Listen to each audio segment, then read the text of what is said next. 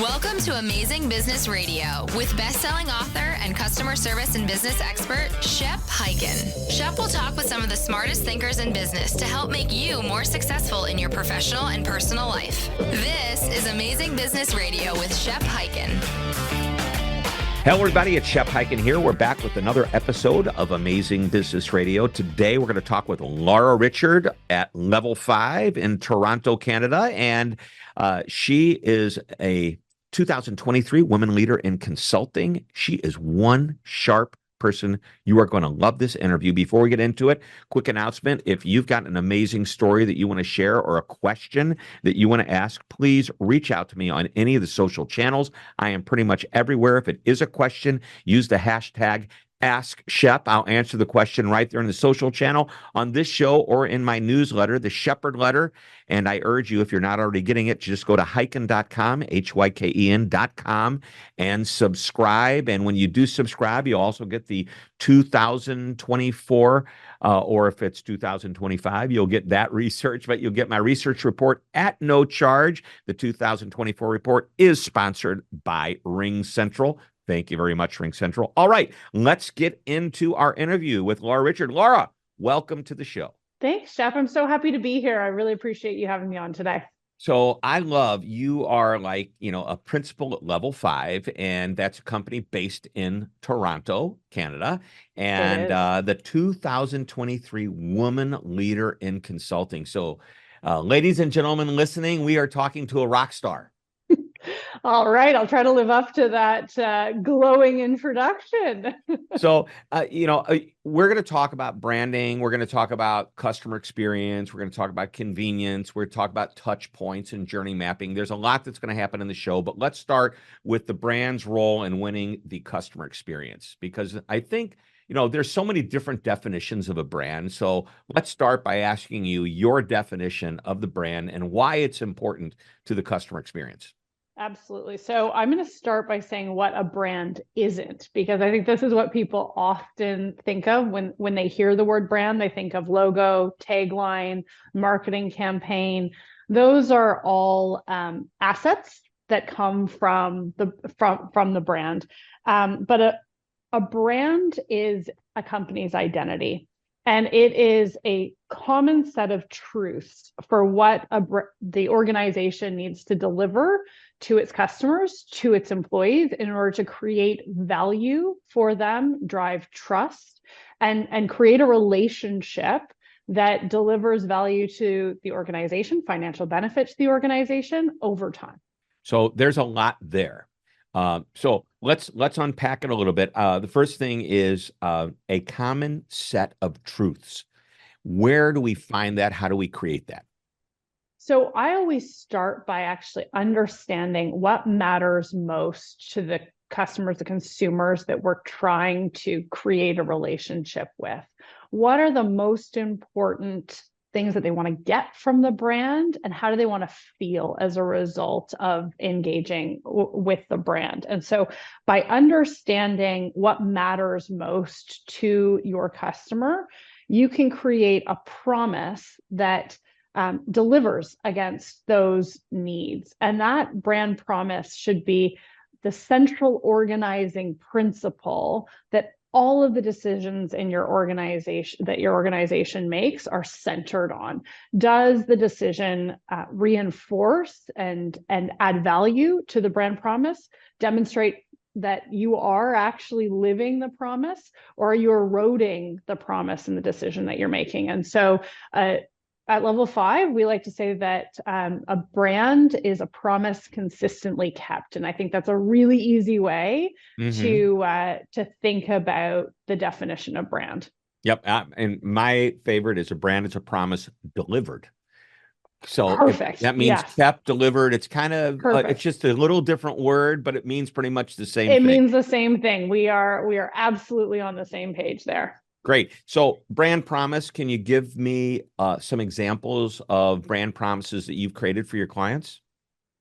Yeah, absolutely. I'd love to just actually use some commonly known brands to tell you. That's fine to talk too. a little bit about about brand promise, and two that I really like because it gives you a bit of a dichotomy of how two organizations in similar categories have created a promise. And so if you think about Nike, their brand is built around a promise of empowerment. And so that comes through in terms of the tagline that they have of just do it. They're delivering on emotional needs of consumers of feeling inspired, believing in themselves. And so this is a promise that's built all around the empowerment of an individual. And then take Patagonia, a brand that's built its promise around sustainability and belief that together, we can create value for the planet. And so this idea of purpose in the brand is something that their customers really, really believe in. And their tagline of we're in business to save our home planet galvanizes everyone around this shared idea that we can buy product, but we can still do good for the environment. And so two different brands that are in the same category who have very different promises and have built those brand promises around unique emotional needs and drivers of consumers. All right, so let's go to the inside of the company, which are employees. How important is the brand promise to the internal, the employees that actually are hired to deliver on that brand promise? Oh my God, it's so critical. do you know where I'm going? I mean, it's like, yeah. I talk about a mantra, which is the internal promise that we create about how we're going to take care of our customers. But I think your take on this, I think is, I love where we're going with the conversation. Yeah, me too, Shep. So, the promise is so critical for employees. And I talked off the top about a brand being this common set of truths or values. If you have really clearly defined and communicated those values, that's what attracts individuals who share those values to your organization. And so right away, the brand promise helps to attract the right people to your organization who are just innately going to be driven by what you're trying to achieve as an organization. And they're going to make decisions through the lens of the shared set of values that they hold with the organization. And so this idea of brand to attract and then to retain and engage employees is really critical. And then the notion of engagement and ensuring that the brand drives employee engagement, where we often see organizations struggle, is when the promise that they're making to customers and the decisions that they're making in order to deliver on that promise don't align with the decisions and resources and support that they are providing to their employees. And so starting inside out and making sure that the organization is delivering on its promise for employees first is what actually results in delivering on the promise for customers.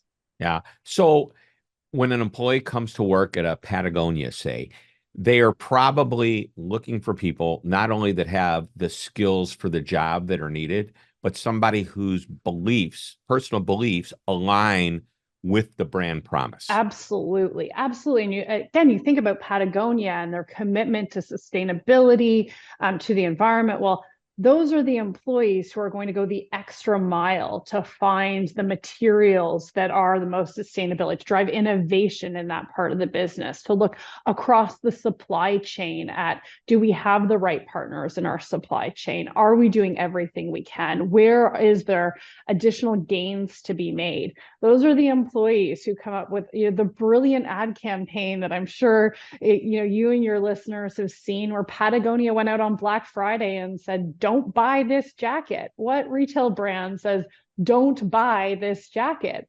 It's the brand that is just from the inside out, really lives its values every day. So don't buy this jacket, meaning their own product? Their own products. They had a full page in the New York Times. This is probably going back about 10 years. Full page New York Times ad, a picture of a jacket, and the headline said, don't buy this jacket. And it was a Patagonia jacket. And it was a commentary on how fast fashion consumerism was hurting the planet. And so it certainly hasn't hurt their sales in the long run, but it was a statement that they made that they didn't want customers running out and trying to find the latest Patagonia jacket at a discount because there was an opportunity to get something at a discount.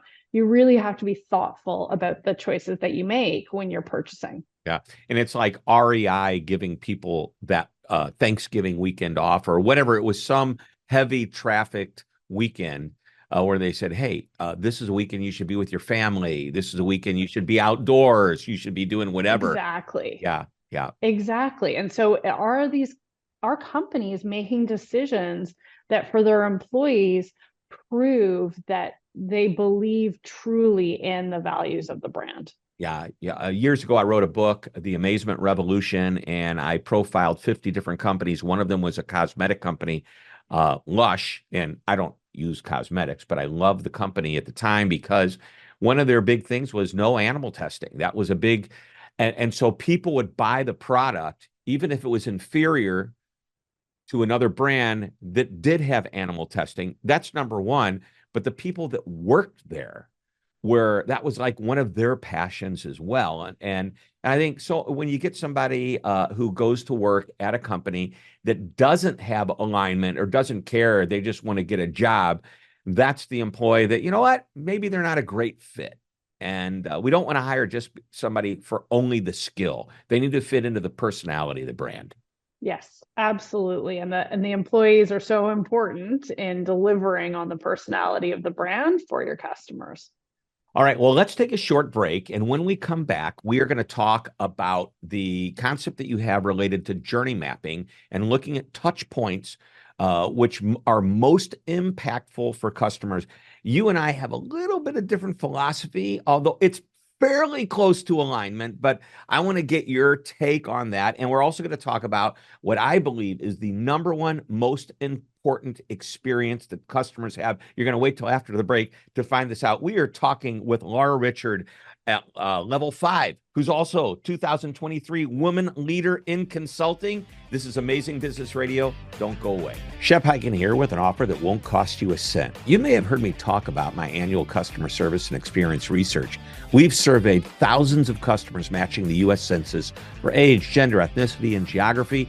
And we find out what customers love, hate, and want in a customer experience. What's the number one customer experience that almost every customer desires? What makes them come back? What makes them leave?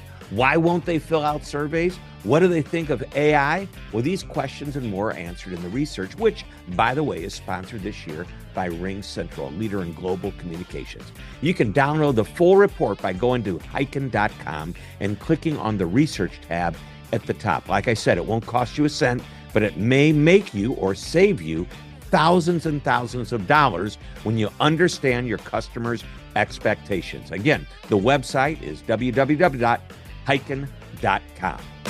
You're listening to Amazing Business Radio with best-selling author and customer service and business expert, Shep Hyken. We're back on Amazing Business Radio. We are talking with Laura Richard, and I am excited about this next part of the conversation that we're going to have. I love talking about a journey map. And early in my career, almost from the very beginning, I read this book and a series of articles written by a gentleman named Jan Carlson, who talked about managing the moment of truth. And he defined the moment of truth as anytime a customer comes into contact with any aspect of a business, they form an impression. And that impression is either good or bad. He ran an airline. The airline was losing millions of dollars. He took it over. He got everybody to buy into the idea that they should manage every interaction they have with a customer, and hopefully, the passenger in his is in the airline business, and he would hopefully turn the business around, which he did, and it became successful financially and the most admired airline in the airline industry back in the 1980s. Now, that was an idea that was timely and became timeless, because still today, I believe that theory holds true. You talk about these interactions, and I refer to them the same as you, touch points. These are the interactions that customers have with your brand or your company.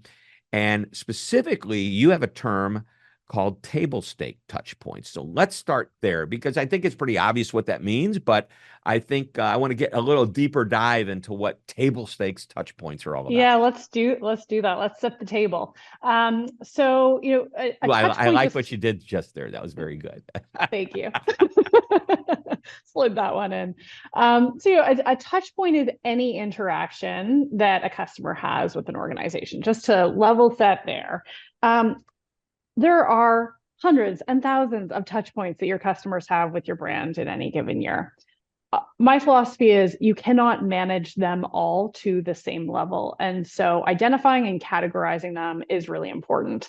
And we use the same language, Shep, around this moment of truth or moment that matters most. And then we identify other touch points as being these table stake touch points. And what I mean when I say that is these are the touch points where a customer has a expectation of what that experience should look like, feel like, how it should be delivered.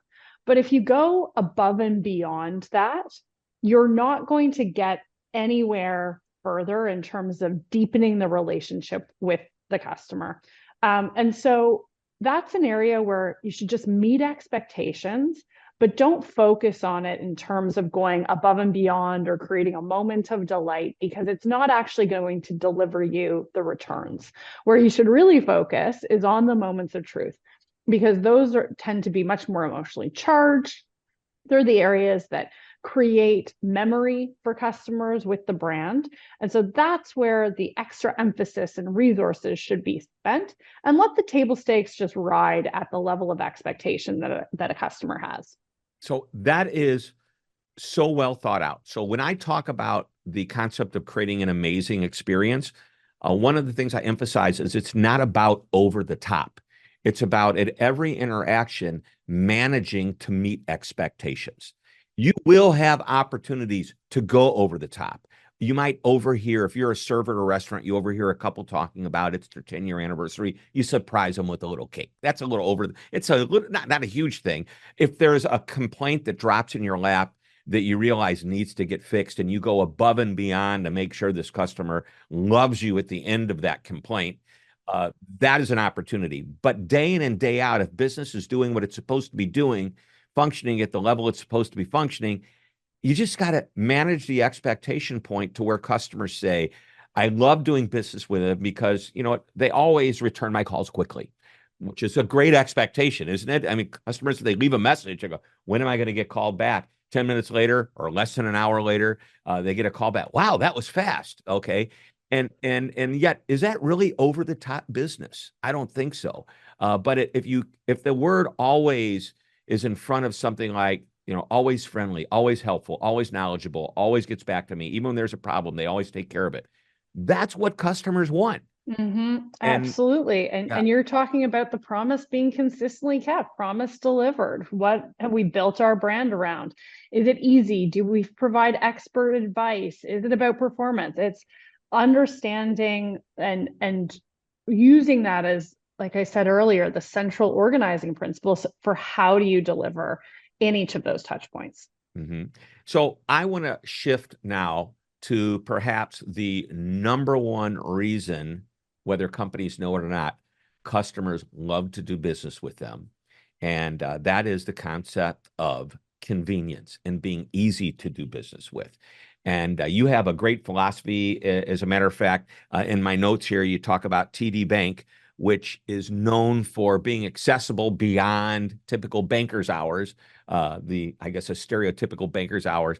I always joke, I love that TD Bank and Huntington Bank and a few others figured this out, because otherwise I thought to myself, when I was thinking about what are banker's hours, obviously the banks must be marketing to the unemployed if they're a retail bank.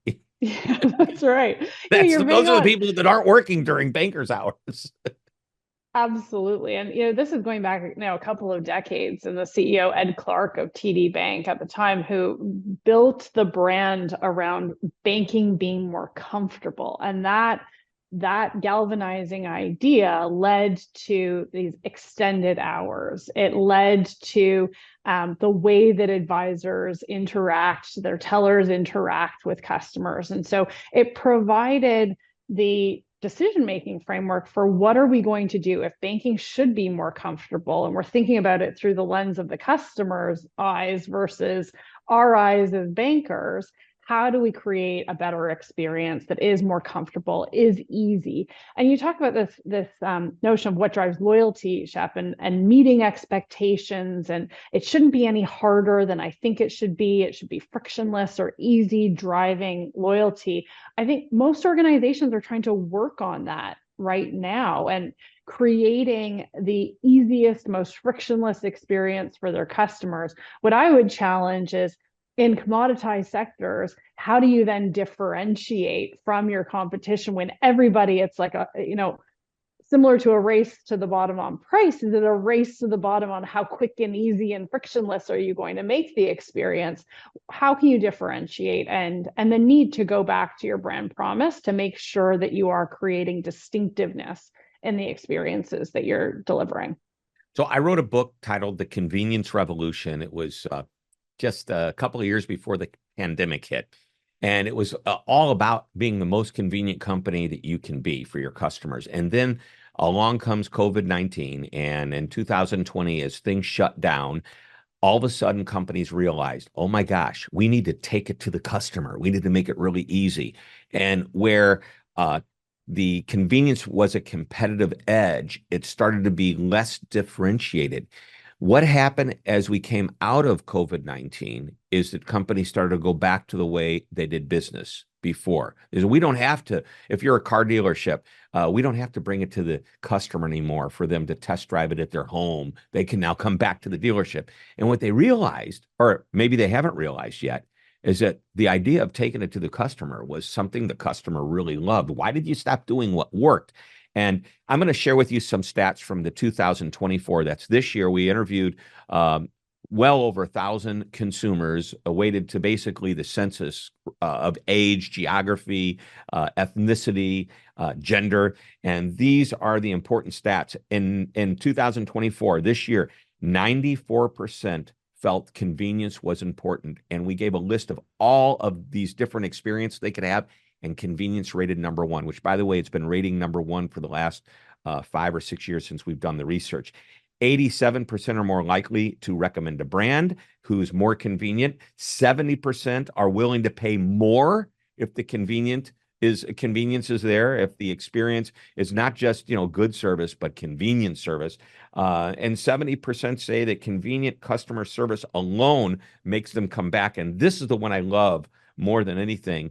Although the combination is still strong, 62% said a convenient, hassle-free, without friction experience is more important than friendly customer service. Boom. What if you did both? Right. You'd have a unicorn then. I know. Why not? Why not? So give me some thoughts on that as we start to wrap up. You know what, Shep? As I think about that, I really think about the fact that customers' expectations are shaped by the best experiences that they have. And Yes. who is the brand that today would be recognized as being the most customer-centric, the easiest to deal with? It's Amazon. Exactly. Does it start with an A? I was going to ask you, does it start with an A? Start with an A. Which, by the way, in the book, I use Amazon as the poster child for all 6 convenience principles. There's a lot of companies out there that do it, but almost everybody, anywhere in the world. I was just earlier this week, I was in the Middle East, and I asked that question, and people in the audience raised their hand and said Amazon. And they're in Oman. Right. But universally recognized. And so as I listen to these really powerful data points, where my mind went is, Amazon's brand promise is to be the most customer-centric organization in the world. They've built their brand around that. And so now customers look to Amazon as the most customer-centric brand in the world, and their expectations of every other organization that they interact with is shaped by the relationship that they have with Amazon. And the short version of that is our customers don't compare us to direct competitors anymore. They compare us to the best experience they had with their favorite company to do business with. And that might be Amazon. Bingo. It could be, it could be the shoe repair store down the street that delivers the way they like it to. All right, we're just about out of time. One last question. I warned you this was coming. What is one more piece of advice or wisdom that you want to share with us before we wrap up today? So I would just leave a piece of advice for if you're an organizational leader, that this idea of really understanding the promise as or shaping your experiences through your brand promise. Where do you start?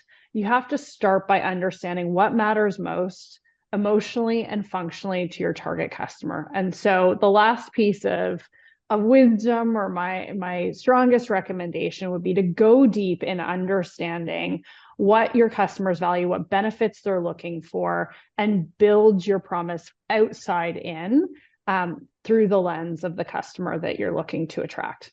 All right, we've gone full circle right back to where we started. Right back. I love it. Thanks, Laura. This has been a great interview with Laura Richard, and we will be back next week with another amazing interview. Until that time, this is Shep Hyken, and I am reminding you to always be amazing.